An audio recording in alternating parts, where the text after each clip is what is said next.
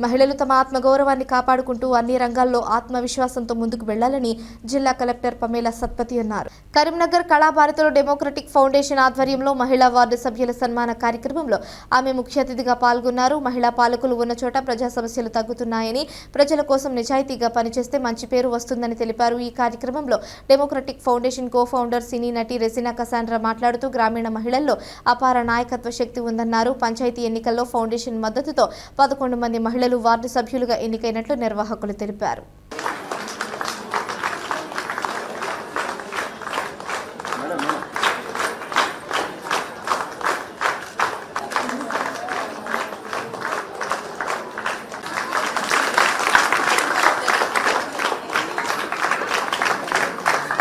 సంఘ అంటే ఏ ముందుకు రావాలి అనే ఒక ఆబ్జెక్టివ్ తో మేము ఈ ప్రోగ్రామ్ డిజైన్ చేశాము. మేము మీకు ట్రైనింగ్ ఇస్తాము, మీకు ట్రైనింగ్ కూడా ఇవ్వబోతున్నాము.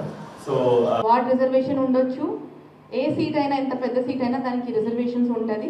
సో మహిళ అని ఒక రిజర్వేషన్ ఉంది కాబట్టి మిమ్మల్ని ముందుకు పెట్టి వెనక ఎవరు జరపకూడదు సంస్థ అని నేను కోరుకుంటున్నాను, మిమ్మల్ని విజ్ఞప్తిస్తున్నాను.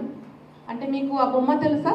ఒక బొమ్మ ఉంటుంది, ఒక బొమ్మలోపు ఇంకొక బొమ్మ ఉంటుంది, ఆ బొమ్మలోపు ఇంకొక బొమ్మ ఉంటుంది, అట్లా 7-10 బొమ్మలు ఉంటుంది, చిన్న చిన్న బొమ్మలు.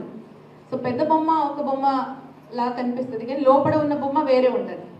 సో మిమ్మల్ని ఒక బొమ్మలాగా వాడుతూ ఆ రిజర్వేషన్ కోసం మిమ్మల్ని నిలిపిస్తూ అక్కడ ఉంది అని నేను కోరుకుంటున్నాను. ఇంతగానే ఎక్కువ చెప్పను.